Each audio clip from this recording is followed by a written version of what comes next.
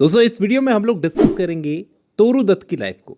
इनका time Spain था 1856 से 1877 तक, यानी ये उस वक्त की पोएटिस थी जब इंडिया में ब्रिटिशर्स का रूल था। हेनरी डेरोजियो, मनमोहन घोष, सरोजिनी नायडू उस टाइम की पोएटिस। इनकी बंगाली में, इंग्लिश में, फ्रेंच में, बहुत सारी लैंग्वेजेस में पकड़ थी।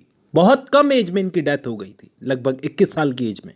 4 मार्च 1857 को कलकत्ता में इनका जन्म होता है और 30 अगस्त 1877 में 21 साल की एज में कलकत्ता, बंगाल में ही इनकी डेथ हो जाती है।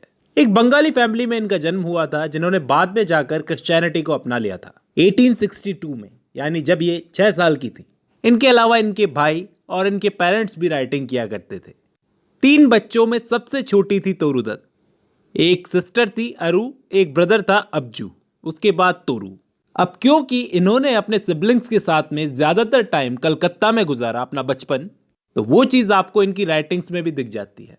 इनको इनके फादर ने घर में ही एजुकेट करवाया था, तो फ्रेंच, इंग्लिश, संस्कृत, बंगाली सारी लैंग्वेजेस इन्होंने सीख ली। और इसी वक्त इन्होंने पढ़ी जॉन मिल्टन की पैराडाइज लॉस्ट। फिर इनकी लाइफ में एक ट्रेजेडी हो जाती है। इनका भाई जो था अब्जू, उसकी 11 साल की एज में डेथ हो जाती है। इसके बाद 1869 में तोरू दत्त जब 13 साल की थी, उस वक्त इनकी फैमिली ने इंडिया छोड़ दिया। ये और इनकी सिस्टर पहली बंगाली लड़कियां थी जो यूरोप जा रही थी। 4 साल इन्होंने यूरोप में गुजारे, 1 साल फ्रांस में और 3 साल इंग्लैंड में। इसके अलावा ये इटली भी गए और जर्मनी भी।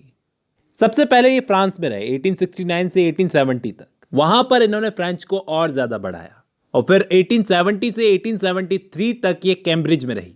वहां कैम्ब्रिज यूनिवर्सिटी में इन्होंने एक लेक्चर की सीरीज थी हायर लेक्चर्स फॉर वुमेन, उसको अटेंड किया। उस टाइम तक वुमेन को इस तरह के यूनिवर्सिटी के लेक्चर्स लेने के लिए परमिशन नहीं थी। फिर 1872 में मैरी मार्टिन नाम की एक लड़की इनकी दोस्त बनती है और 1873 में ये वापस इंडिया आ जाती है, Calcutta, at the age of 17 साल की एज में। और यहां आने के बाद इनकी सिस्टर अरु की भी डेथ हो जाती है। उस वक्त इनकी सिस्टर की एज थी 20 ईयर्स, 20 साल की थी वो। वहां से आने के बाद इनका मन नहीं लगता था यहाँ पर। ये अपनी दोस्त मैरी मार्टिन को खत लिखा करती थी। अब दोस्तों सोचने वाली बात है कि हम में से कितने लोग इतनी छोटी सी एज में 3-3 लैंग्वेजेस, 4-4 लैंग्वेजेस सीख सकते हैं, बंगाली, इंग्लिश, फ्रेंच और संस्कृत।